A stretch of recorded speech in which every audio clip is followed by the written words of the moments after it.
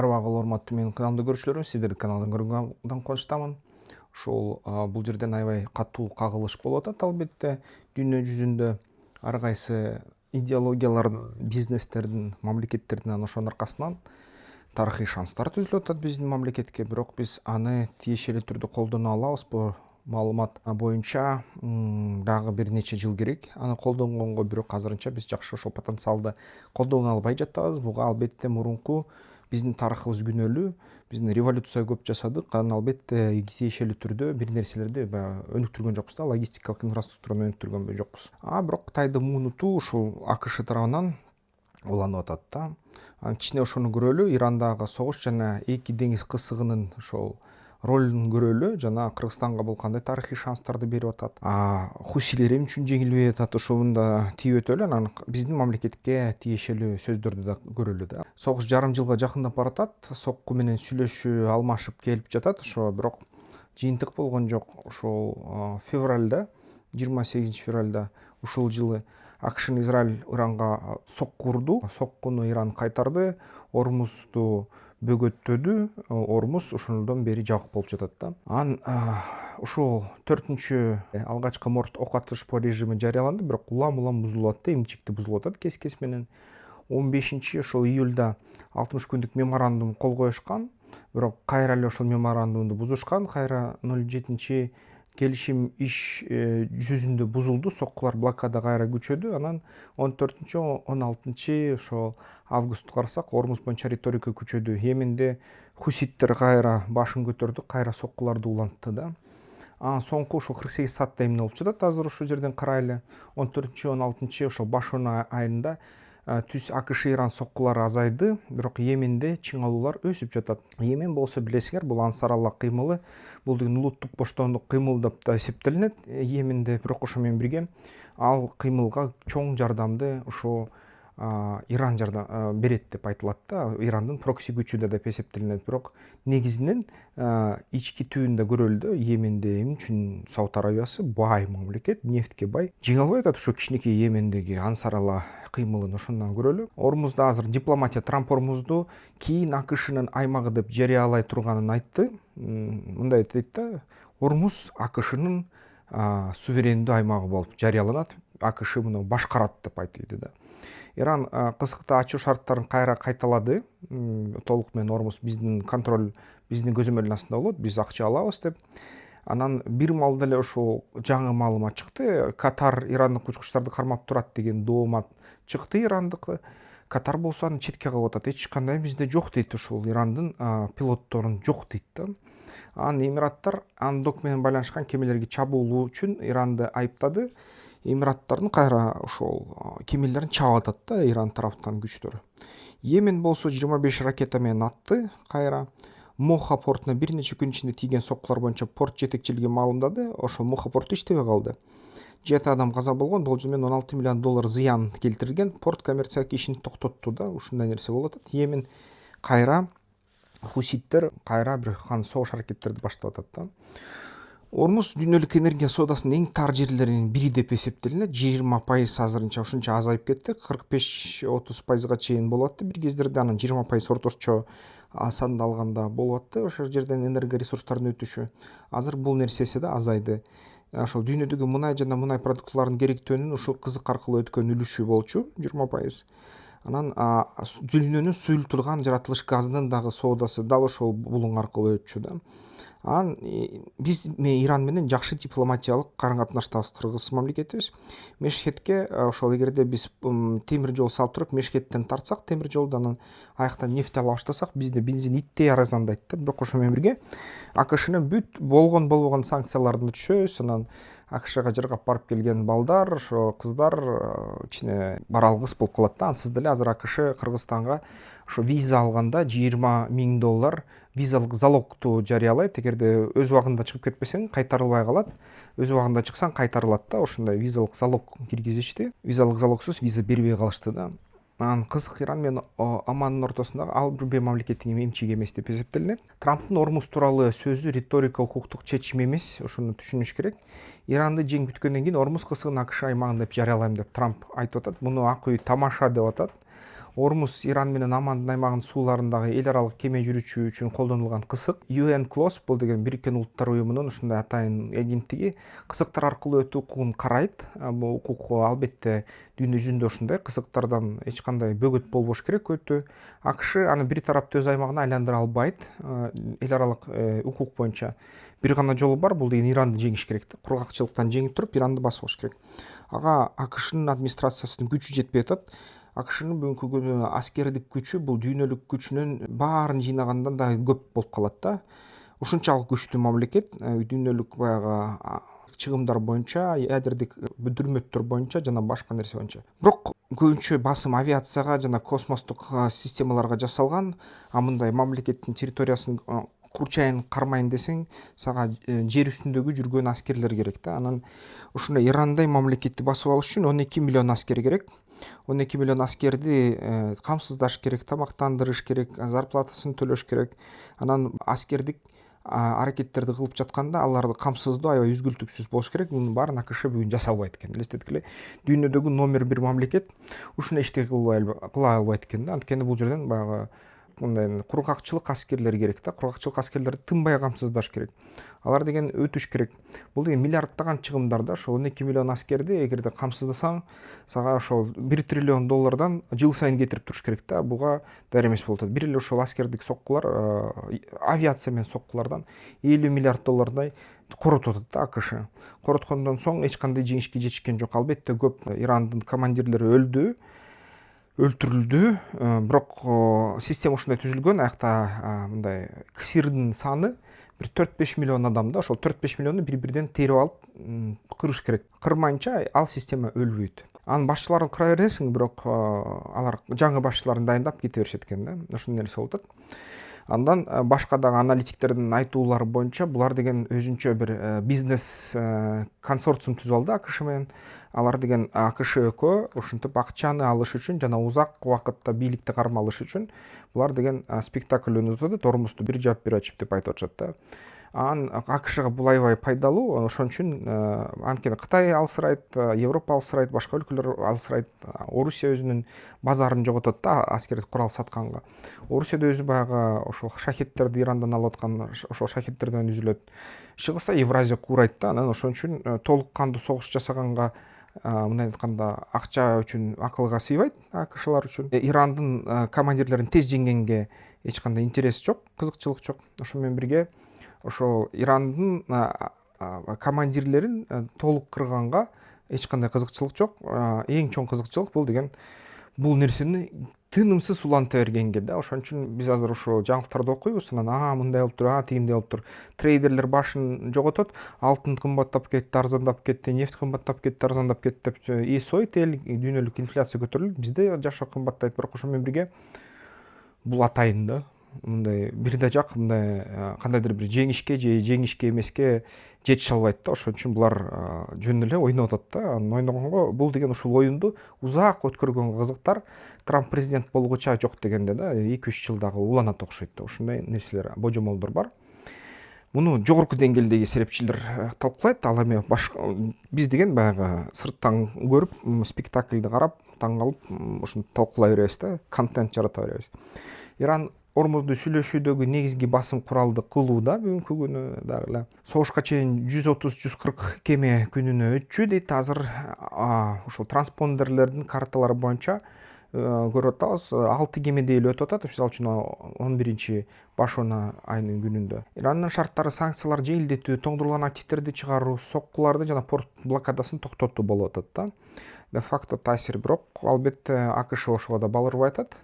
Эмираттар бир жумада 3 андок кемесине чабуул болду деп Иранды айыптады. Ирандын Москит деген кичинекей катерлери келип туруп ушундай соккуларды дрондор менен коюп кетти деп айтып атышат да. 2 кеме 13-башон айында Эмираттар андокко таандык 2 кемеге чабуул болду деген билдирди.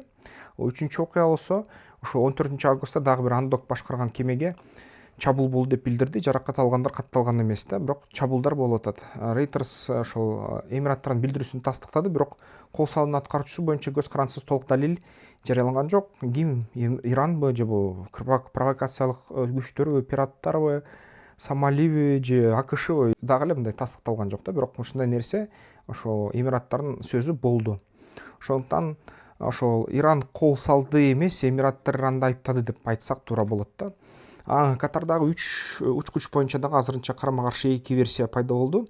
Ошо унчукпай жатып эле Иран эле бир маалда айта баштады, ошо Ирандын бомба ыргытуучу учагы аскерди Катарга кол салган имиш, кол салганда аны ПВО менен атып түшүрүшкөн имиш.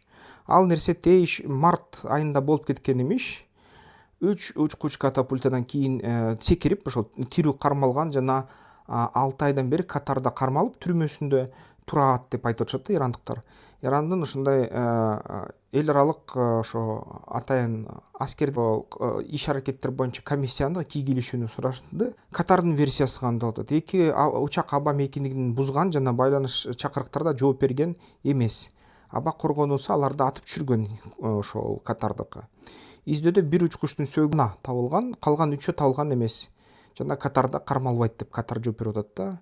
Анын 15 башунан күнүндө, ошо кече күнү Иран биринчи жолу ачык түрдө туткунунда деп айыптады. 16 августта териштирип ошол кечеңдеп жатат деди. Чечиле элек талаш, бирок Катар айтат, келгиле дейт, комиссияны жибергиле Ирандан дейт, келип туруп ошол учактар түшкөн жерди карашсын дейт, сөөгүн беребиз дейт. Бирок эч кандай тирүү учкуч бизде туткунду кармалбайт деп Катар айтты да. Ушундай кызыктуу нерсе болуп атат. Буга чейин Иран Катарга да атып аткан да америкалык базаларын. Бап элмал деп толук жабылдыбы деген суроо да туулат да, анткени хусилер согушту башталды. Бирок жабылган жок. Багыт бирок коптуу жана туруксуз бойдон катары калууда. Ушул 24-25 кеме күнүнө өтчү, 10-11 августта көрсөткүч жана 10 күндүк орточо деңгээл да. Бир кеме 6 августта кескин төмөндө бир кемеге. Бул туруктуу жолдун жабылуу эмес, күн сайын чоң өзгөрүүлөр болуп жатат. Бул деген коптонуп аткандагысы да. Кемелер ойлоп атышат да, биз Кытайдан Европага, Европадан Кытайга ташышат да товарын, ойлоп атышат да, биз страховканы кылбай эле акырындап буяка кийилишпей эле туралы, анткени ким билет хусилер дагы согуу ийеби деп. Хусилер согуу ийебиз деген убаданы беришти жана чабуулдарды башталды да. Анан хусилер Сауд Арабиясынын деңиз соодасын бутага алган жаңы фронт ачты жана жарыялады. Ошол 20 июлда блокаданы жарыялашты. Хусилер Сауд Арабияга каршы деңиз блокадасын мындай жарыялоо кылышты. 6 августта Башонада кескин түшүү болду. Трафиктер бир күндө 20 кемеден 1 кемеге чейин азайып кетти. Анан Тихомах деген ошол 11 Башонада жүк кемесине чабуул болду. 4 экипаж мүчөсү жана 2 куткаруучу каза болду. Ушул жерден хусилер сокту. 15 Башонада ушу кечөөдө Моха деген 25ден ашык ракета портко атышты Сауд Арабиясына. Коммерциялык ишин порт токтотту. Козловой крандар жабыркады жана инфраструктура жабыркады, аяктагы складдар күйдү да. Блокада бардык кемелерге формалдуу түрдө багытталган эмес, бирок тобокелдик бүт маршрутка жайылууда. Ошо менен бирге мусулмандык НАТО, баягыда мен айтып берген Туркия менен Пакистан эчтеке кылбай койду да. Консультациялар жүрүп атат, бирок эчтеке кылбайт. Эми эмнеге хусилерди Сауд Арабиясы жеңбей атат да? Эмнеге ушунчалык акчасы көп Сауд Арабиясы, дүйнөдө бүт ушул мусулманчылык кыймылдарды колдогон Сауд Арабиясы, бир кездерде ушул вахабиттерди колдой ийген, бир кездерде ошо биздерге мечиттерге күндө палоо жедирген Сауд Арабия эмнеге хусилер жеңе албай атат да? Билесиңер, бир кездерде ошол тегеректеги бүт мечиттерде мен деле ошол палоону остуйуп келгем, барып туруп намаз окуп келгенде ошол мечитке Сауд Арабиядан келген акча, Сауд Арабиянын урматына дуа кылып койгула туугандар деп бизде ушундай мечиттерден жедиришкен да. Ошол жерден дагы ар кандай даават айтышкан, ар кандай сөз айтышкан, ошол жерден анан палоону тийгенбиз да. Сауд Арабияныкы деп айтышкан да. Ошол көбүнчө Кыгыстан жанындагы мечитте ушундай болгон бир кездерде. Бирок ошончолук бай, ошончолук колу жайылган, ошончолук таасири күчтүү Сауд Арабия ушул майда хусилер жеңе албай атат да. 2014-жылдан бери Сананы жана өлкөнүн түндүк батыштагы калк жыш жайгашкан аймактарды көзөмөлдөшөт хусилер. Заидиттик диний саясий кыймылдан туруктуу аскердик күчкө айланган. Булар деген шияларга жакын, таза шииттер эмес, бирок шияларга жакын да. Анан салык, бажы, байланыш жана импорт агымдарын киреши чогултат. Өзүнүн тегеректеги элинин өзүнүн көзөмөлүнүн астындагы картадан көрүп атасыңар. Кызыл бул деген расмий Йемендин өкмөтү, жашыл бул деген ошол ансарала хуситтер да, заидиттер. Ирандан курал, технология, окутуу жана чалгын колдоосун алат, бирок бардык чечимдерди Тегерандан күтпөйт. Кээ учурларда булар Тегеранга колдоо көрсөтүшөт, бирок көп учурунда соккуларды азыркы таапта мисалы Сауд Арабиясынын өзүнүн чечими боюнча чыгарып атышат да. Алардын абадан талкалоо кыйын, согуш өтө кымбат деп эсептелинет. Тоолук аймак, түндүк Йемен рельефи партизандык согушка жана күчтү жашырууга ыңгайлуу. Ошол жерден канча жолу израилдиктер, америкалыктар учушту, пусковой установкалар жок кылабыз деп скаттардын жана башка баллистиканы таппай койду эч кимди. Уюмдашуу аябай укмуш, 10 жылдык согушта башкаруу, мобилизация жана жергиликтүү тармактарды түзүлгөн, жана ошол жерден жергиликтүү калкаларды аябай колдойт. Идеология согушку тышкы кийгилишүүгө каршы каршылык катары көрсөтүлгөн. Алар деген ошо АКШны, батышты өтө каршы карайт ага, аны шайтан деп эсептешет жана ага ошо толугу менен туруктук берүүгө ушундай идеологиялык ой алган. Жана өзүлөрү дагы кат чайнашат, ушундай наркотикалык кандай баңгизат чайнап туруп, анан ошону чайнагандан кийин эчтеке коркпой такыр иш аракетин жүргүзүшөт да. Бүт калк ушундай. Ирандын колдоосу ракета, дрон, тетик окутуу жана чалгын мүмкүнчүлүктөрү кеңейтилет. Бөлүнгөн каршылаштар Йемендин таанылган өкмөтү жана өнөктөш күчтөрү өз ара тандашат. Албетте бири-бири менен ушундай согушушат. Анан муну Сауд Арабия чоң кургактагы операцияны адамдык, саясий жана экономикалык чыгымдарын көбөйтөт. Сауд Арабияда андай ресурс жок. Бирок Сауд Арабия башка өлкөлөрдөн ушундай армиясын чакыра албай жатат. Американы дагы суранып, бирок АКШ ага жардам бербейбиз деп атышат, анткени АКШнын өзүнүн ресурстары жетпейт. Иши кылса дүйнөлүк коомчулук бул Йеменди тааныганга эле калды, эч кандай күч жетпейт, аскердик күч жетпейт, буларды биз жок кыла албайбыз, бул деген өзүнчө өкмөт Йемен экиге бөлүнөт, өзүнчө өкмөт болот окшойт деп серепчилер айтып атышат да. Ошо менен бирге эстеткиле, ушундай кедей эл, намыскөй, ушунча акчасы жок, эчтекеси жок ушундай эл, бир диний кыймыл шиилардыкы ушунча күчтүү кудуретке жетти. Эми расмий ошо сунни Йемендин өкмөтү менен каршылаш жана сунни Сауд Арабиясына каршылаш жеңилбей жатат да ушунча жылдан бери. Керек болсо кээ бир учурда ошол Сауд Арабиясына чоң маселелер тудуруп атат, терминалдарды өртөп. Ушинтип Ормуз жана Бап-эль-Мандеб кысыгы, ошо Сары Бап-эль-Мандеб, Кызыл Ормуз Европага товарларды жеткирет, Кытайга кайра Европадан товарларды жеткирет. Технологияларды ушинтип бул басаңдап калды, ушинтип Европадагы өнүкпөй жатат, акырындап кризиске учурап, Америкадан нефть алып, газ алып, жана ошо Африкага аракет кылып атат, Сирияга аракет кылып атат, Европа киргенге, нефть алганга. Ушинтип баягы Ирандын күчтөрү Европаны бөгөттөп, бирге Кытайга дагы жеткирүүлөрдү азайтып жатат да, нефттин товарлардын ары бери жүрүшүнө дагы бөгөт салып атат, ушундай тобокелдиктер салып атат. Бул деген майдай АКШга жагып атат, АКШ бул жерден утуп атат да, ушундай нерсе болуп атат. Анан Кыргызстанга сокку деңизден эмес, баа жактан болуп атат. Биздин баягы кысыктар, албетте биз аяктан товар өткөрбөйбүз, биз аяктан нефть албайбыз, бирок бул дүйнөлүк баанын өзгөрүшүнө, көтөрүлүшүнө алып келип жатат. Орусия аркылуу биз алабыз, баарын Орусияны Украина чабып атат. Украинанын соккуларынын аркасынан биздин да Wildberries баягы байлыктарыбыз, тигүүчүлөрүбүздүкү басаңдады. Кредиттерге алып товар саткандар бүт банкрот болду. Эми эмне кылат? Үйлөрүн сатабы, кредиткери ушундай начар абалга келишти. Албетте 90%, 95% Орусияда май алып аттык элек, ал үзгүлтүккө учурады. Ормуз кантип буга таасир этип атат? Дүйнөлүк бааларды көтөрүп атат да, нефтке. Россияда бизге сатуучу бааларды көбөйтүп баштады да. Ошондой таасир кылып атат. Үй бүлө жана бизнес, жол кире, айыл чарба, товар жеткирүү жана азык-түлүк баасы бүт өсүп атат ошонун аркасынан. Негизги ой Ормуз маанилүү, бирок Кыргызстан үчүн түз тобокелдик эмес, бул деген кыйгачынан Россия аркылуу тобокелдик жана ошо күйүүчү майдын тартыштыгына алып келип жатат да. Күйүүчү май менен ак кымбаттап атат да. Мисалы үчүн АИ-92 80 сомдон 87,9 сомго көбөйүп кетти. Дизель 94 сомдон 99 сомго көбөйүп кетти баасы. 93% Кыргызстандын мундай продуктыларынын керектөөсү Россиядан импорттолгону ошо бизге албетте мындай таасир этип жатат. Анан албетте бул деген кезекте бул жаңылыктар толук далилденген эмес деп эсептелинет. Эмнеге? Анткени кээ бир учурларда биздин өкмөт кээ бир бааларды ооздуктап атат, кармап атат. Көтөрүлгөнгө субсидия берип ушуну кармап атат. Ошон үчүн бул нерсе азыр баратат, ушуга баратабыз, бирок өкмөтүбүз азырынча күчү жетип атат да, ошо кичине жумшартканга бул нерсени. Анан жер семирткичтин дүйнөлүк тартыштыгын кыргыз дыйкандарына баа аркылуу дагы жетет экен. Мисалы үчүн ошол 1,3 дүйнөлүк деңиз аркылуу ташылган жер семирткич содасы Ормуз аркылуу өтөт. жана бизге дагы ошол далилденип атат, баягы жер семтикке жеткирүү азайды да ошол айыл чарбачылыкка. Бул да эмки жылдын түшүмдүгүнө дагы таасир этиши мүмкүн. Ошон үчүн глауконитти иштетиш керек тезирээк бизде. Ал деген сонун ушул маселени чечмек. Аны ким иштетет биздики, ким заводдорду салат, жакшы түшүнөбү, түшүнбөйбү, ушул баалуулугун бул да суроо да. Анан транзиттен утушу мүмкүн биздин мамлекет, бирок чоң Кытай Европа бурулушу али боло элек. Азыр Кытай, Кыргызстан, Өзбекстан темир жолу иштей элек, 30-жыл гана курулат.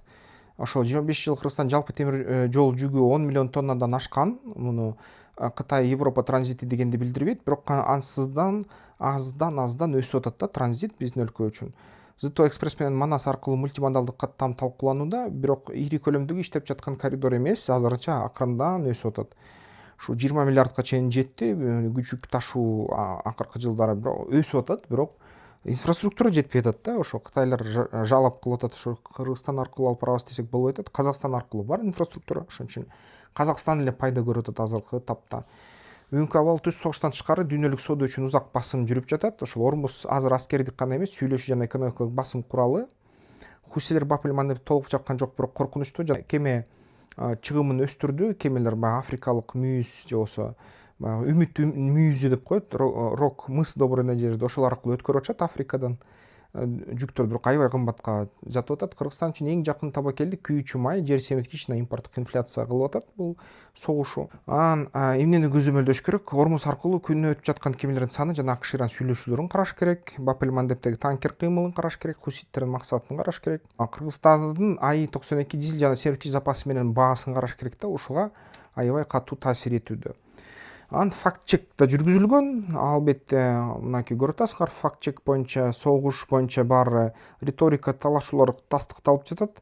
Бап-эль-Мандеб жабылды деген так эмес маалымат болуп атат. Кыргызстандын АЗС кезеги бар деген такыр ырасталган жок, кезек жок. Азыр бизде өкмөт ишин алып барып жатат жана азырынча ийгиликтүү да. Кытай Европа транзити Кыргызстанга бурулду десе да болбойт. Казакстанга бурулду чынын айтканда, бирок толук кандуу эмес. Дагы эле кеңиз менен алып барып атышат Кытайлар. Бирок акырын бизде инфраструктура болсо бурулмак да. Анан ошон үчүн мен бул жерден ойлойм, биз аябай жаман кечигип атабыз. Биз аябай жаман кечигип атабыз туугандар. Биз деген эгерде биздин президенттерибиз мурдатан эле ушул Кыргызстандын стратегиялык ордун түшүнүп, биз деген ошол жибек жолуда турат экенбиз. Биз деген ушундай чоң Европа жакынкы чыгыштын бөлүгү экенбиз, Евразиянын ортосу экенбиз. Кытайдын кошунабыз, Индиянын кошунасыбыз да, ошол биздин региондун өнүгөт, ушундай катуу өнүгүш керек деген стратегиялык түшүнүк бар болсо, Туран деген же болбосо орток коридор же болбосо баягы түрк элдеринин биримдиги деген нерселер эртеделеп иштесе, бизде ошол бүт мамлекеттик улуттук күч темир жолдорду биринчи салганга жиберилсе, анда биз азыр укмуш эле байып калмак экенбиз. Швейцариянын тегерегинде болчу байлык боюнча, жашоо деңгээли боюнча, бирок стратегиялык көз караш жок болду, сырткы күчтөрдүн оюнчугу болдук. Анан ошол улам эле улуу державалардын барып уруксатын сурап эле артынан өтүп эле жүгүнүп эле жүрдүк. Коопсуздугубузду бүт жок кылдык. Бир кездерде танк самолеттердин баарын сатып салдык, жайылтып салдык. Анан ушинтип аябай мындай чаржайт болуп, өзүбүз менен өзүбүз эле согушуп, бири-бирибиздин көчүктөрүбүздү таяктар менен чукуп, ушинтип баягы өспөй, өнүкпөй жатыптырбыз. Азыр болсо тарыхый шанс келгенде ошол толук кандуу пайдалана албай жатабыз. Эми бизде туура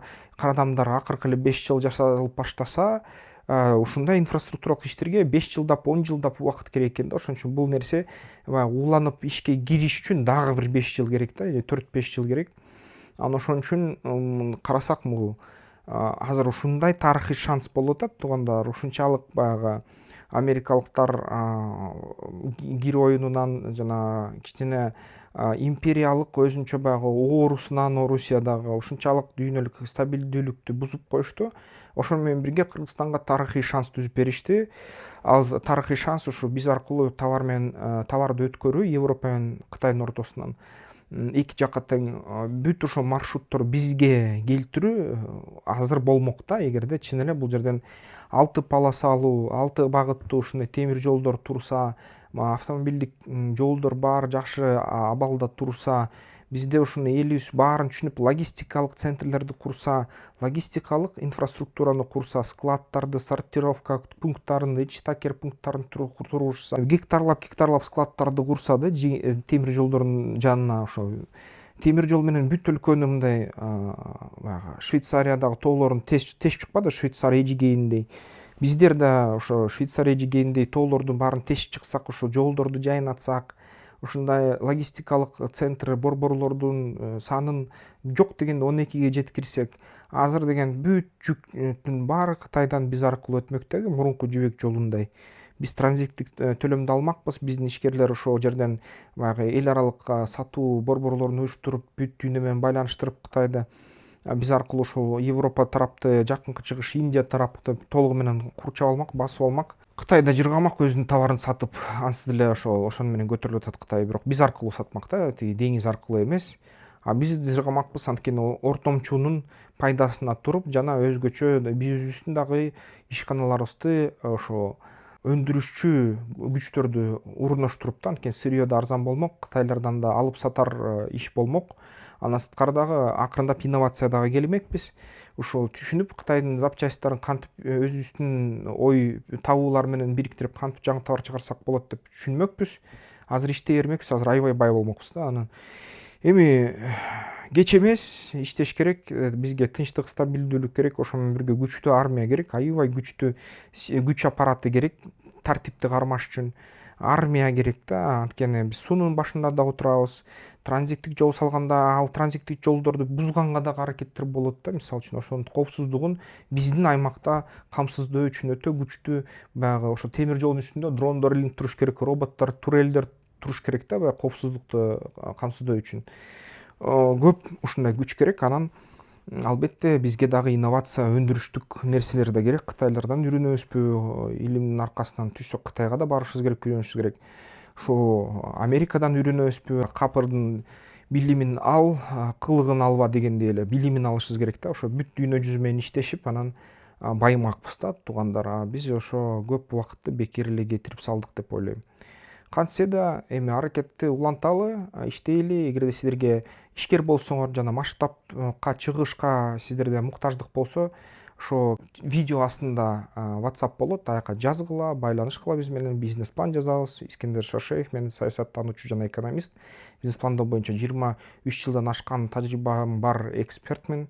Сиздерге жардам беребиз. Албетте бизнес план ТО жазсак, ал аркылуу жер алып, же болбосо ошол бизнес план түзүп ар кайсы уюмдардан каржылоо алып бизнесиңерди өстүрө аласыздар да. Анда эмесе эмки видеолордон көрүшкөнчө, кандай деп атасыздар, кандай ойдосуздар? Ушул мен ойлоп атам, бизде ушундай шанс, тынчтык орносо дүйнөдө бир башкача болот, өнүгүү ундалана берет, бирок ушундай тарыхый шанс бир эле жолу келет го дейм. Аны пайдаланышка ошо толук пайдалана албай атабыз да, анткени темир жол дагы эле жасалууда да, бирок жасала элек, аны 10 жыл мурда бүтүш керек болчу.